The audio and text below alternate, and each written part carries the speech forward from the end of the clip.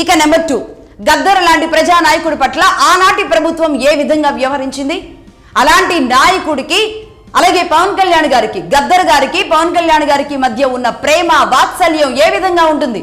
ఎంత గౌరవాన్ని ఒకరికొకరు ఇచ్చిపుచ్చుకుంటారు, ఒక తండ్రి బిడ్డల్లాగా ఉండేవాళ్ళు. ఇదే గద్దర్ గారి నుంచి ఆయన అలాంటి విప్లవ సాహిత్యాన్ని, ఆయన పాటల్ని ఏ విధంగా మలుచుకున్నారు?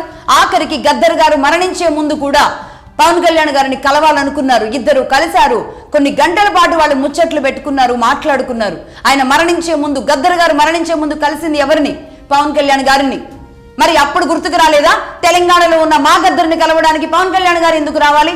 అయితే గీతే మేమెళ్ళి కలుస్తాం గానీ ఆయన రావడానికి వీల్లేదు అని బోర్డర్లో నుంచోపోయారా? ఇదే పవన్ కళ్యాణ్ గారు ఇంకొక అంశం చెబుతాను.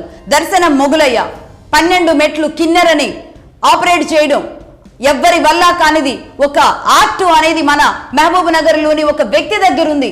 ఏ మాత్రం ఆలు కూడా రాని వ్యక్తి 12 మెట్ల కిన్నెరని అలా ఓకగా ఆలపిస్తున్నారని తెలిసిన తర్వాత ఆయన సినిమాలో అవకాశం ఇచ్చి, ఆయనకి జీతం ఇచ్చి, జీవితం ఇచ్చి, ఆ తర్వాత ఎవరు ఊహించని విధంగా ఎక్కడో ఉన్న మొగులయ్య, అడవిలో మహబూబ్ నగర్ లాంటి అడవిలో ఒక చోట ఎక్కడో మూలన ఉన్న మొగులయ్యని ఢిల్లీకి తీసుకువెళ్లి పద్మశ్రీ ఇచ్చే వరకు ఆయన్ని ఎలివేట్ చేసింది ఎవరు?